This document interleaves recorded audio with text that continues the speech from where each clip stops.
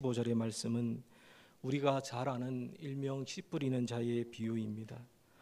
이 비유는 마태복음 13장과 마가복음 4장에도 기록되어졌고 공관복음서 모두에 나오는 그러한 비유이기도 합니다. 특히 마태복음과 마가복음에 보시면 이 비유는 갈릴리 바닷가에서 선포가 되었으며, 또한 이때의 예수님께서는 씨 뿌리는 자의 비유뿐만 아니라 여러 가지 비유들을 제자들에게 말씀하셨습니다. 거기에 보시면 저절로 자라는 씨의 비유, 가라지 비유, 겨자씨 비유, 누룩 비유, 감추어진 보물 비유, 값진 진주 비유, 그물과 물고기 비유, 그리고 집주인의 비유 등 다양한 비유를 그곳에서 집중적으로 선포하셨습니다.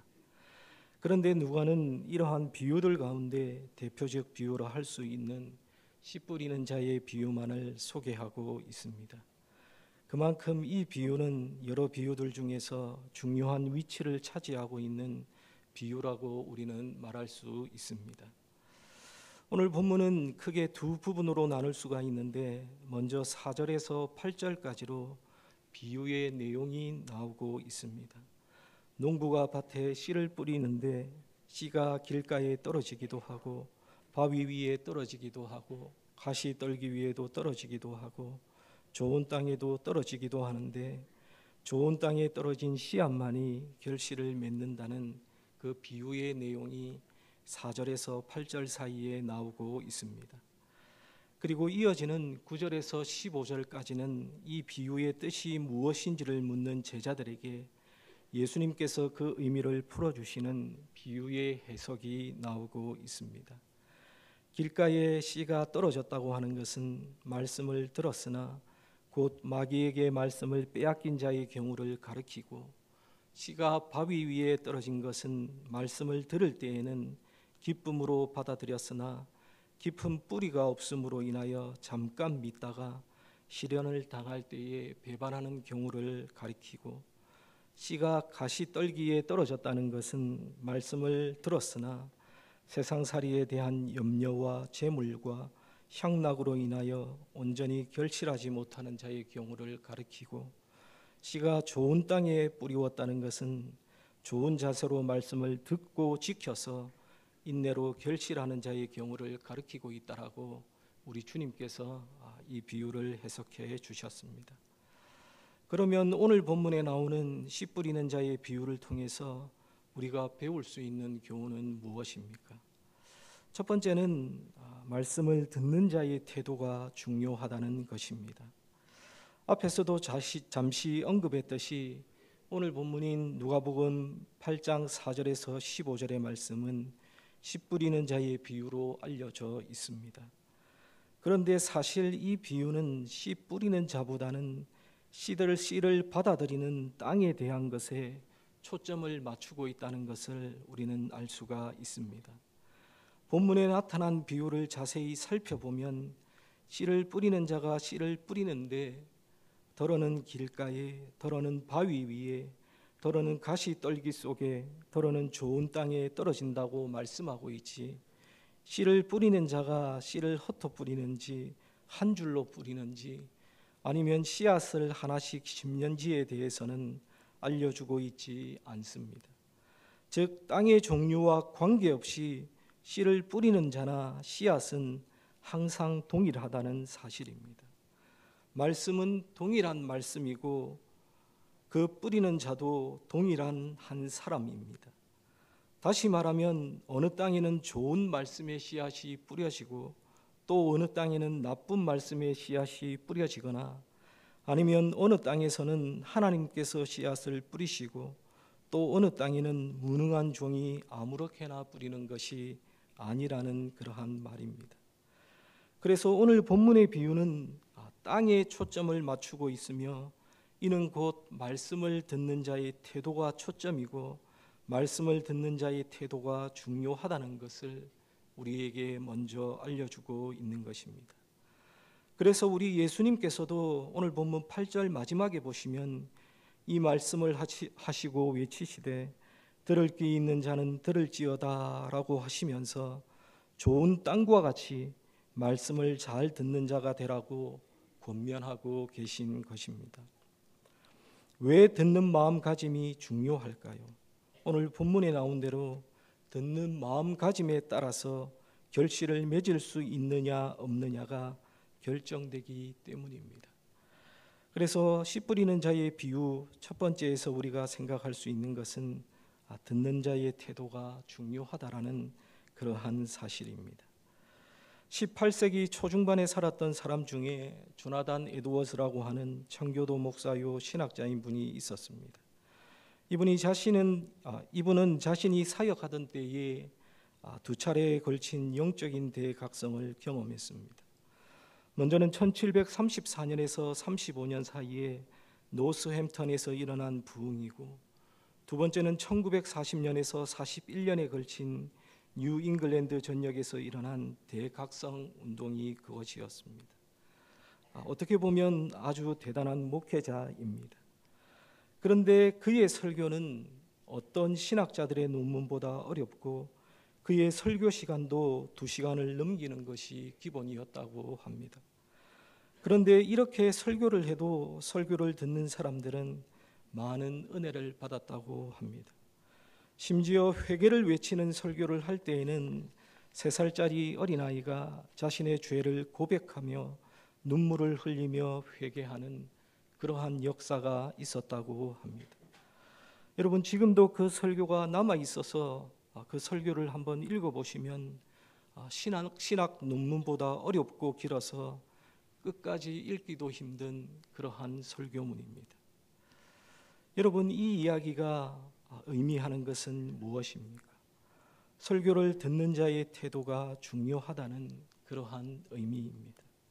15절에 나오는 말씀처럼 착하고 좋은 마음, 사모하는 마음으로 우리가 하나님의 말씀을 들으면 그 말씀이 어렵다고 해도, 예화가 하나도 없다고 해도 은혜가 되고 우리에게는 참된 생명의 양식이 된다는 그러한 의미입니다. 제가 매주일 주일 예배를 인도하고 있는데, 주일 예배를 인도할 때마다 예배를 시작하면 맨 처음 드리는 기도가 있습니다. 예배를 준비하고 예배를 또 사람들에게 초청하는 그러한 기도입니다. 그런데 제가 꼭 하는 기도의 내용이 있습니다. 그것이 무엇인가 하면, 예배에 불러주신 하나님 감사합니다. 예배할 때에 분주한 마음, 걱정, 근심, 염려, 마음의 짐들을 모두 내려놓고 하나님께만 집중할 수 있는 예배가 되도록 인도하여 주옵소서라는 이 기도를 제가 예배를 시작하는 기도마다 항상 드리고 있습니다. 여러분, 제가 왜 이렇게 예배를 시작하는 시간에 이러한 기도의 제목으로 기도를 할까요? 예배를 드리는 우리의 마음의 상태에 따라서 오늘의 예배와 말씀이 다르게 다가오기 때문입니다. 사랑하는 여러분, 성도들 가운데 말씀의 씨앗을 뿌리는 목회자에 따라서 신앙의 열매가 달리 맺힌다고 생각하는 그러한 사람들이 있습니다. 그래서 소위 말씀의 능력이 있다는 목회자를 찾아서 교회를 여기저기 옮겨다니는 성도들도 있습니다. 그러나 과연 그런 사람들이 풍성한 신앙의 열매를 맺을 수 있을까요? 저는 절대로 아니라고 생각합니다. 설교자에 따라 교회를 이리저리 옮겨다니는 사람치고 풍성한 신앙의 열매를 거두는 사람들을 저는 결코 보지 못했습니다.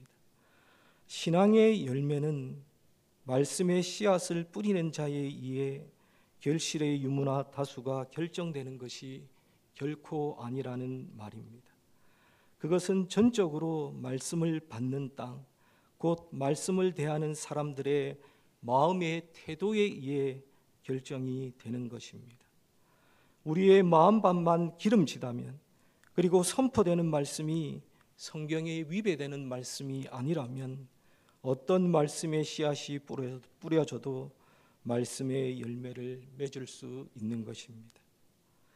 사랑하는 여러분, 만일 여러분이 진정으로 말씀의 풍성한 열매를 맺기를 소원하시고 원하신다면 먼저 여러분들의 마음의 밭들을 한번 살펴보시기를 바랍니다. 그래서 여러분의 마음이 길가나 바위와 같이 굳어 있다면 굳은 땅을 새롭게 갈아엎어서 부드럽게 일구도록 하십시오. 또 만일 여러분의 마음밭에 세상의 염려나 걱정 혹은 탐욕의 잡초가 무성하거든 모두 뽑아서 성령의 불에 태워버리도록 하십시오.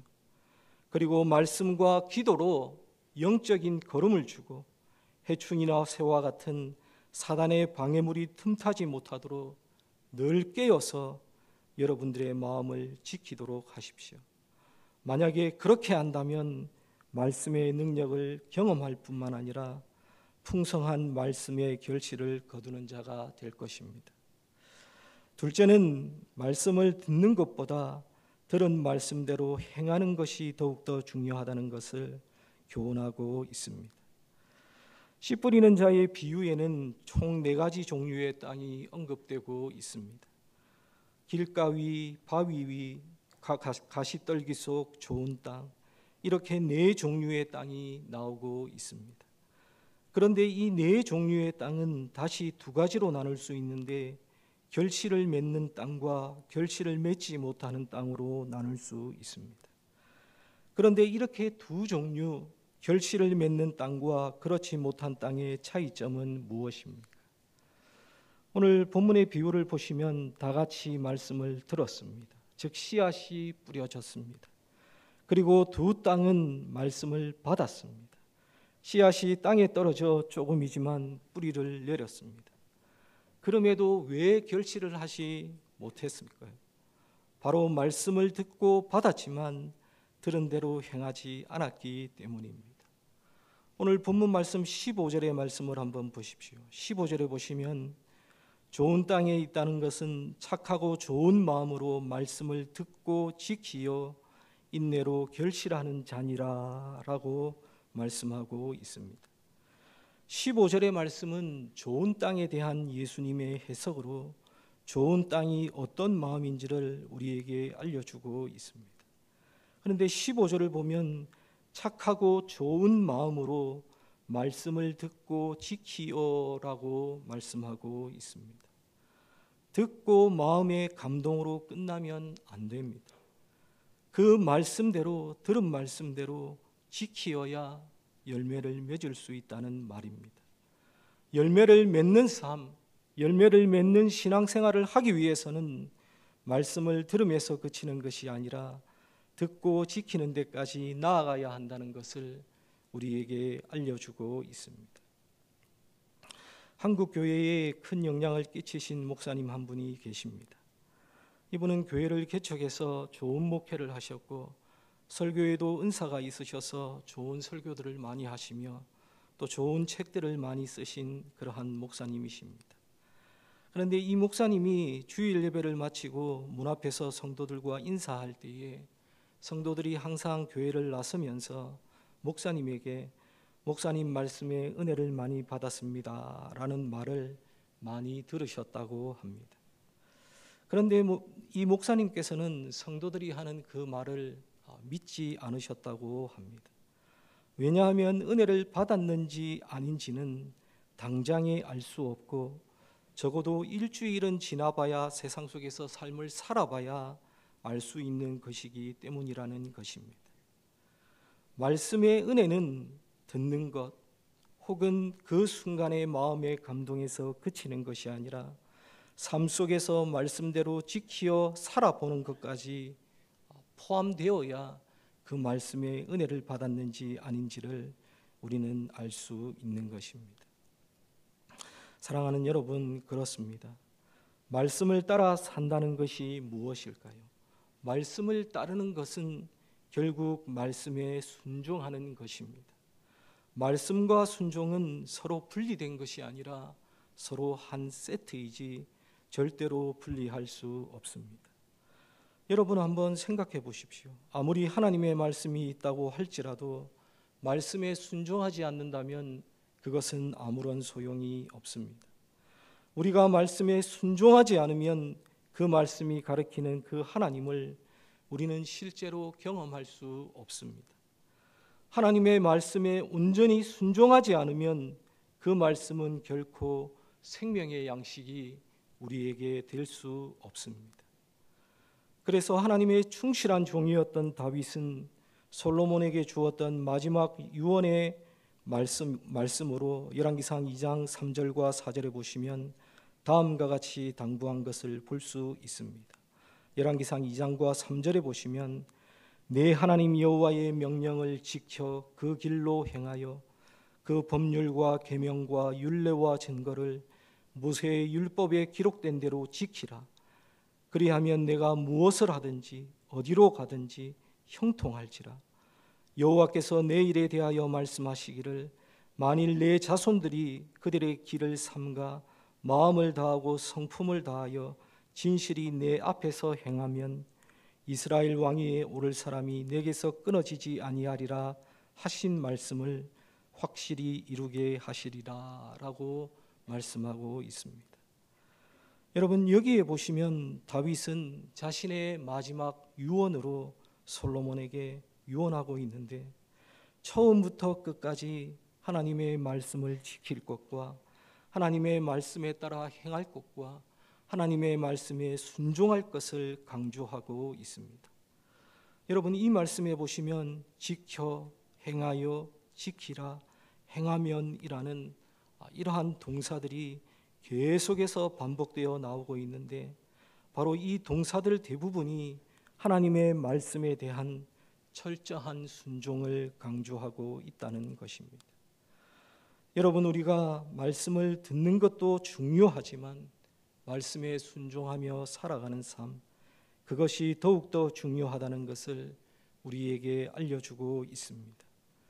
우리 예수님께서도 마태복음 7장 21절에서 가르치시기를 나더러 주여 주여 하는 자마다 다 천국에 들어갈 것이 아니요 다만 하늘에 계신 내 아버지의 뜻대로 행하는 자라야 들어갈 것이다 라고 말씀하셨습니다.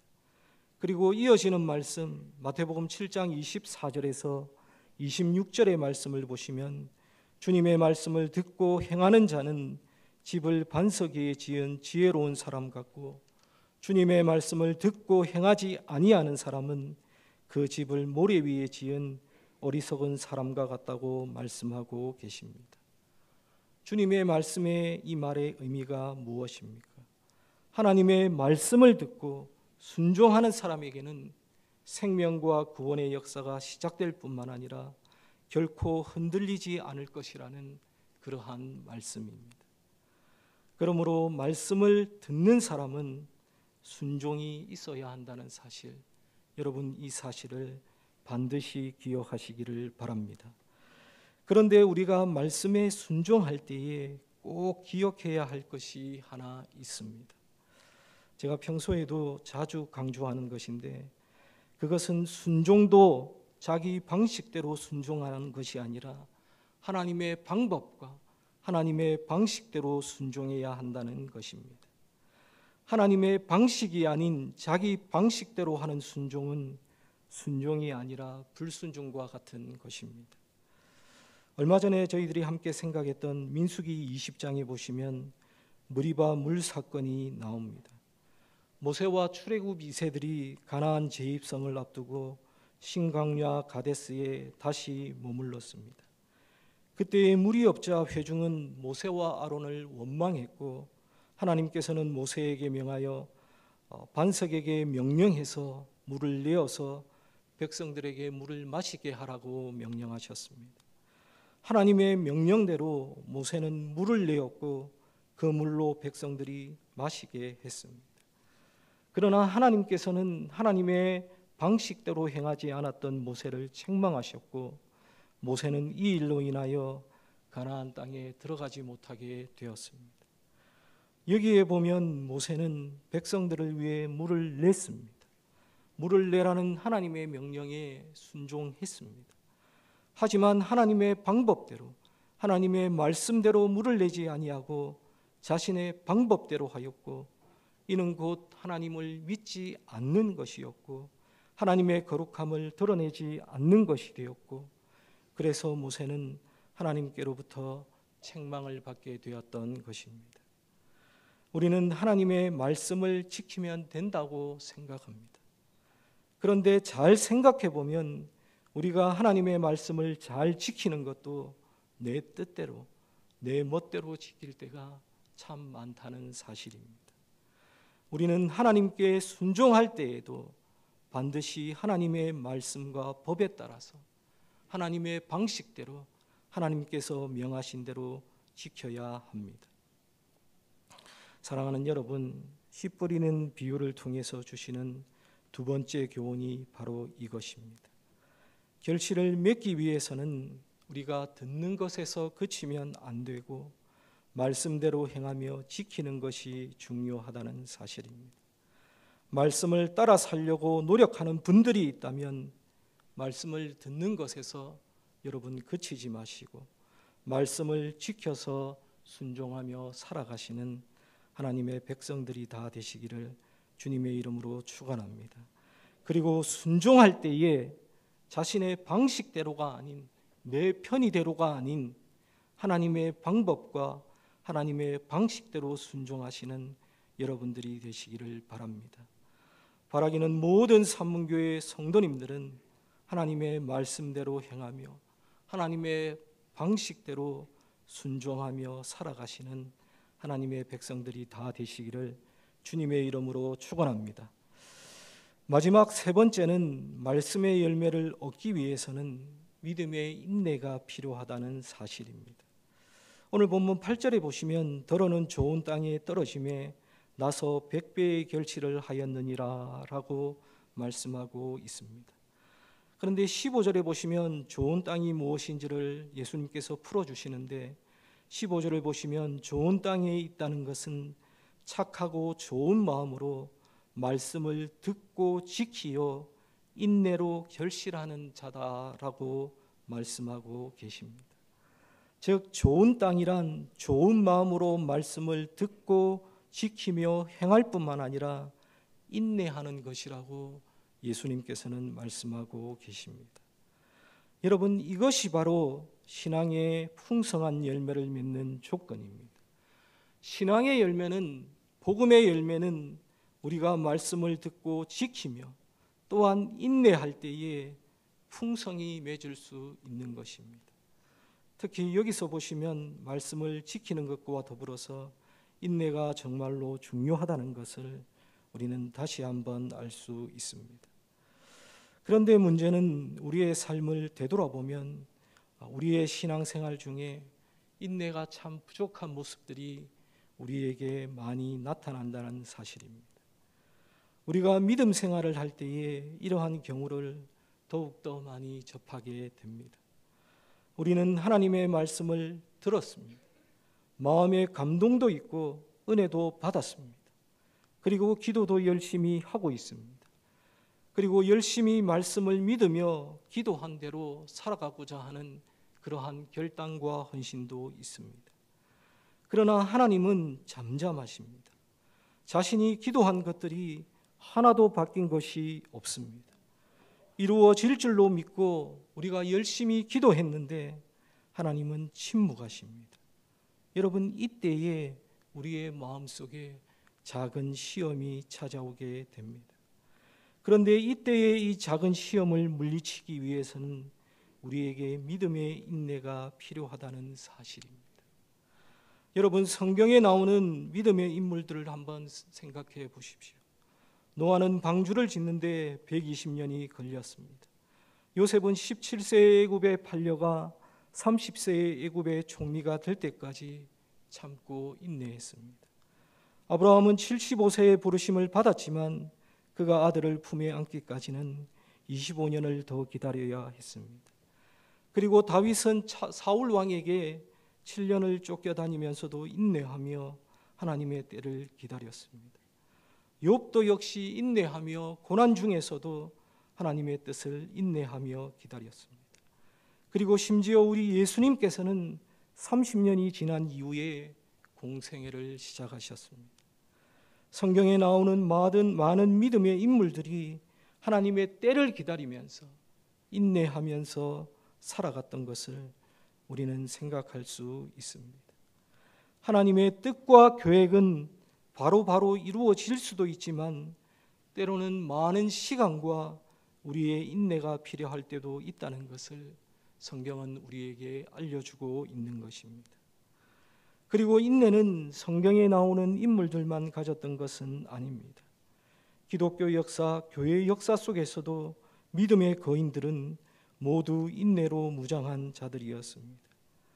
미국의 존 파이퍼라는 목사님이 쓰신 책들 중에 인내라는 책이 있습니다. 이 책은 믿음의 거장들에게서 인내를 배우다라는 부제가 붙어 있는데 이 책 안에는 믿음으로 인내했던 3명의 신앙의 인물들을 우리에게 소개하고 있습니다. 그 3명은 놀라운 은혜를 잊지 않았던 존 뉴턴, 캠브리지 대학 복음주의의 물길을 일으킨 겸손의 목회자 찰스 시몬, 정의 실현을 위해 평생을 인내한 기쁨의 정치가 윌리엄 윌버포스가 이 책에 소개되어 있습니다. 이들 중에 찰스 시몬에 대해서 잠시 소개하고자 합니다. 이분은 영국 성공회 목사로 54년 동안 줄곧 한 교회만을 섬겼던 신실하고 복음에 헌신했던 목사로, 그는 사역을 시작한 이후 예배당 좌석을 차지하고 있었던 교회 성도들의 냉대와 무시를 20년간 고스란히 견뎌냈던 그러한 목회자였습니다. 그가 23세의 나이로 캠브리지의 성삼위일체 교회에 발령을 받게 되었고, 그는 교회를 섬기기 위해 그 교회로 부임했지만 그 교회의 성도들은 그를 반기지 않았다고 합니다. 사실 그 교회의 성도들은 전에 보좌로 일했고 자신들과 친숙했던 존 해몬드라는 목사가 부임하기를 원했는데 뜻밖의 잘 알지도 못하는 새파란 찰스 시몬이라는 이 목사가 그 교회에 부임해서 온 것이었습니다. 그러자 반대파 사람들은 성도위원회를 결성해서 예배당 좌석을 폐쇄하고 빠져나와서 시몬이 인도하는 이 예배에는 사람들이 참석하지 못하도록, 예배를 드리지 못하도록 그렇게 방해했다고 합니다. 그리고 시므온 목사보다 2배의 사례를 주면서 존 해몬드를 불러서 오후에 자기네들끼리 따로 예배를 드렸다고 합니다. 이러한 집단 반발과 저항 때문에 시므온 목사는 여러 해 동안 교회 뒤편에 서서 예배를 드리는 빈민 신자들만을 대상으로 따로 뒤쪽에 모여서 설교하는 그러한 어려움을 당했다고 합니다. 자그마치 이러한 이 고난과 굴욕을 20년 동안 그 교회를 섬기면서 당하게 되었습니다. 하지만 그는 이 말씀을 설교하고픈 열정에 불타 있었고, 그는 누구에게든지 하나님의 말씀을 전했고, 그리고 시몬의 설교를 기뻐하는 신자들로 교회가 채워지기 시작했고, 그래서 그는 성삼위일체 교회에서 54년이나 목회하면서 말씀을 전하는 그러한 목회자가 되었다고 합니다. 그는 교인들로부터 온갖 굴욕을 겪으며 무려 54년이나 인내하며 싸웠습니다. 54년간 반대도 많았고 굴욕도 많았고 심지어 살해 위협도 받은 적이 있었지만 그는 끝까지 교회를 지키며 교회를 섬겼습니다. 작은 시험을 이기고 하나님께서 주신 사명을 완수하기 위해서는 이와 같은 믿음의 인내가 필요하다는 사실입니다. 사랑하는 여러분, 오늘날 우리의 믿음 생활 가운데 우리는 인내하면서 기다릴 수 있는 그러한 자들이 되어야 합니다. 인내하며 기다릴 수 있는 자가 바로 믿음이 있는 사람입니다. 진정한 열매는 기다림 속에서 나옵니다. 우리의 믿음은 전자레인지에 넣고 데워서 바로 먹을 수 있는 그러한 인스턴트 식품이 아닙니다. 누르면 곧바로 나오는 자판기와 같은 것은 더더욱 아닙니다. 여러분, 우리가 기억해야 할 것은 우리의 인내가, 그 인내가 바로 믿음이라는 사실입니다. 우리가 믿음 생활을 할 때에, 신앙 생활을 할 때에 우리를 향하신 하나님의 뜻이 늦게 나타나거나 하나님의 침묵을 경험할 때가 있을 것입니다. 여러분, 이때에 우리의 믿음의 인내가 필요합니다. 그러므로 인내하면서 하나님의 약속을 기다릴 줄 아는 그러한 하나님의 백성들, 하나님의 사람들이 다 되시기를 주님의 이름으로 간절히 축원합니다. 이 시간 다 함께 기도하겠습니다.